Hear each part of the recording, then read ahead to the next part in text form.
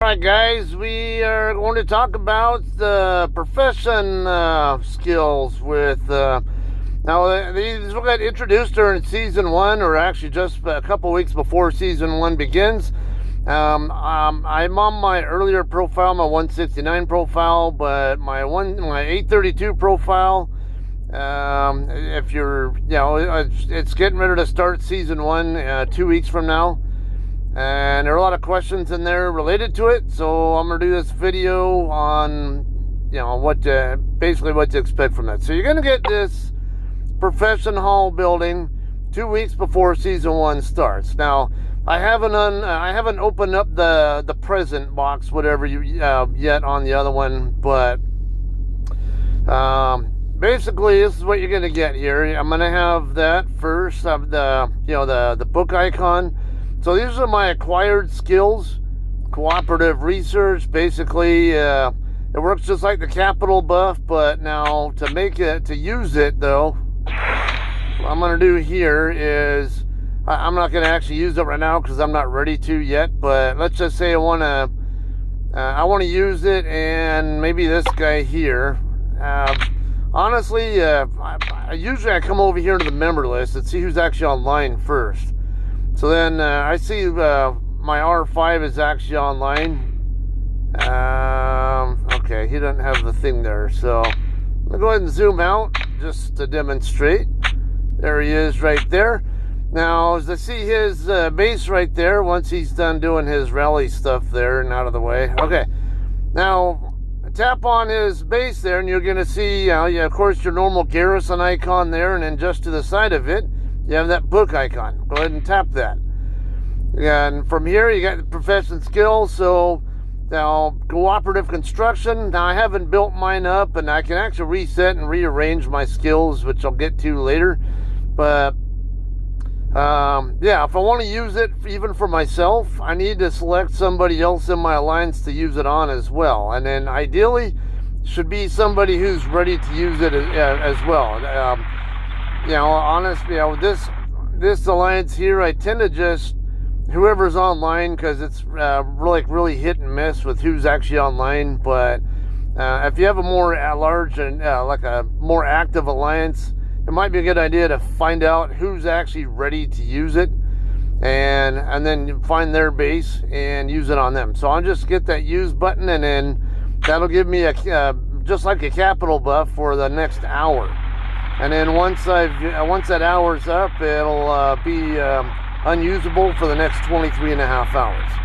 Okay, so we're going to come back to the profession stuff here.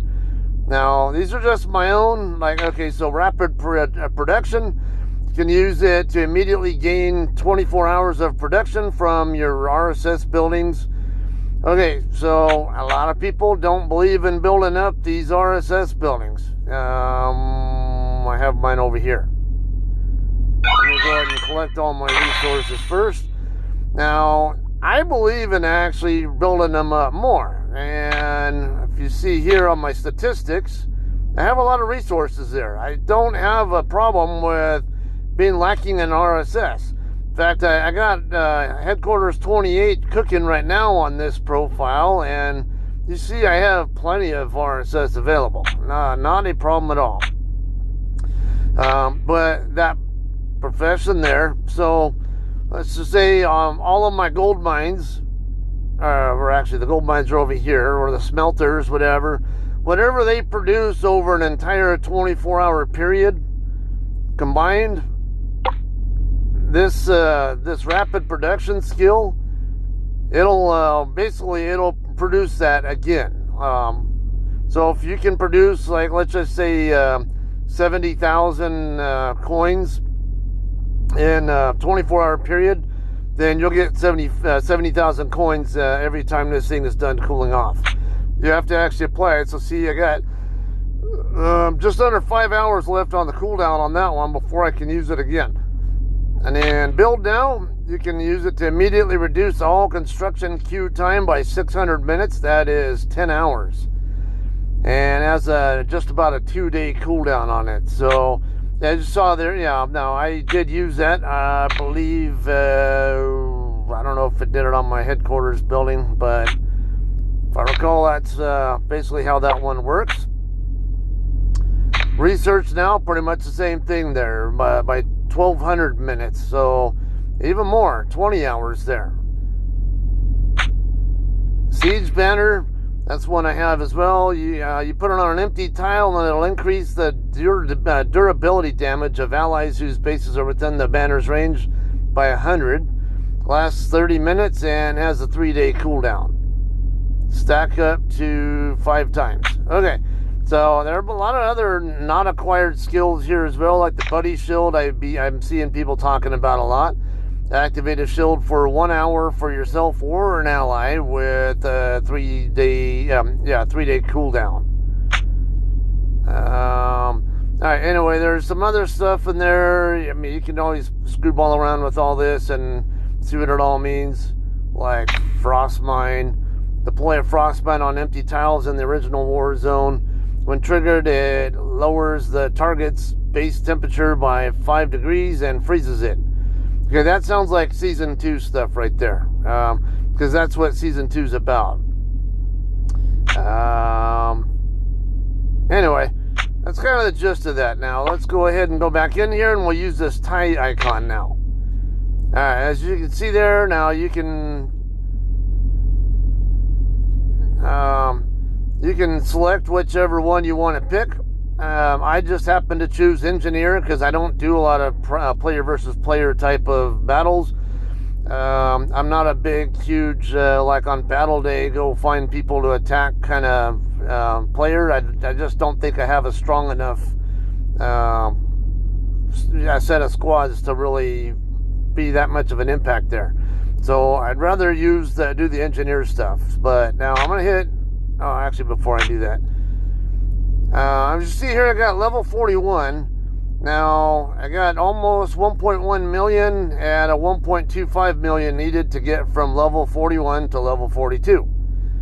And now we're going to, during the season, killing monsters, capturing cities, and upgrading season buildings can earn EXP. Leveling up the profession grants skill points. Okay, so we're going to talk about that. View profession.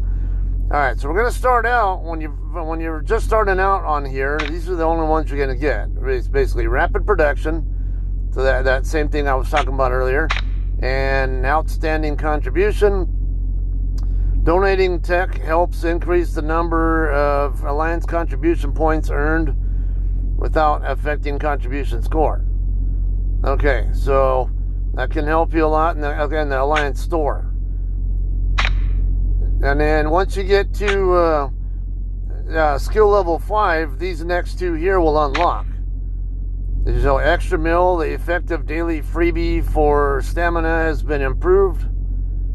That probably explains why I have easier time getting stamina built up on this profile than I do on my 832 profile. Siege Mastery, I think I might have already talked about that. There are 2 levels, I don't know, there might be more than, actually, no, there's 5 levels you can do on that, but let's see, I'm not so big on the whole battle, player versus player type of battle stuff, so didn't really focus on that myself. Alright, so build for free, increase free speed up time for construction, and I got that maxed out. Research for free, it's almost maxed out as well. Obviously, I want to focus on that. And then you get up to level 15, and you'll get these here. Build now to reduce construction queue time, and you see I got and research queue time as well. And it keeps going up. So, like rally rush, join or return with rallies boost troop marching speed. Or siege banner, that's the one I talked about earlier. Alright, and so on and so on. Yeah, you can go through all these. You should, I would imagine, again, because I don't have the gift box undone yet. I'm waiting for when Arms Race actually calls for building upgrades to open it. Even though it's not going to be much, it's still something. But now, I made the mistake during Season 1 of not putting enough attention into upgrading my season buildings. So, I did not max out my season buildings when I otherwise could have. So, they're a decent, now, you might have seen here, right there, profession level cap for this season is 70. Now, I'm done with season 2 on this profile. So basically, you get about 35, I would say, profession levels each season. So, and I'm only at 41. And so that kind of tells you how much of a mistake I made by not paying that much attention to my season buildings and doing other stuff to get this profession level built up during season 1. So I could be, I mean, if you put all your attention into it, you could have all this other stuff, instant gathering, squad gathering, that RSS tiles will instantly gather the maximum load of remaining and return. Or monster tracking, marching speed against monsters increases by 5%. Battlefield cleanup, after defeating basically zombies, the gain for coin food for RSS increases by 2%. Okay, anyway, that's enough of that. Now, you're going to see on the right side there, though, I also, there's some other stuff here that I did not talk about. That would be, I think, the combat stuff. Combat experience, increased profession EXP from killing monsters on the world map. Or building inspiration 1, increased profession EXP from upgrading season building. So this is I can't remember if this was all. Learn to unlock a new headquarters skin, expires if skill is reset or the season ends. Okay, but yeah, I don't remember if that was so much. Well, yeah, I think these are unlocked during the season, but then they lock up after the season or something like that. I actually forget what these were all about. Anyway, that kind of covers all that, all right? And then war leader, because I'm not a war leader, it's same thing here. You can go through all this stuff here if you like and kind of read up on all the stuff. I encourage you to read through all of the stuff first and evaluate whether you're going to be, if you do a lot of player versus player, like especially, like on battle day, where you're going, and you're fighting there, or, doing a lot of capital wars kind of stuff, where you're really actively involved with the battles there. The combat, the war leader profession might be more to your liking. And whereas if you're like me, where I don't do a lot of battles and stuff, the engineer profession might be more useful to you. Okay, so that's hopefully that covers everything. You can also come in here. That goes to that same set of skills. All right, I think that covers everything I really need to cover on this. Go ahead and let me know if you have any questions or comments in the comment section. All right, appreciate it. Thanks.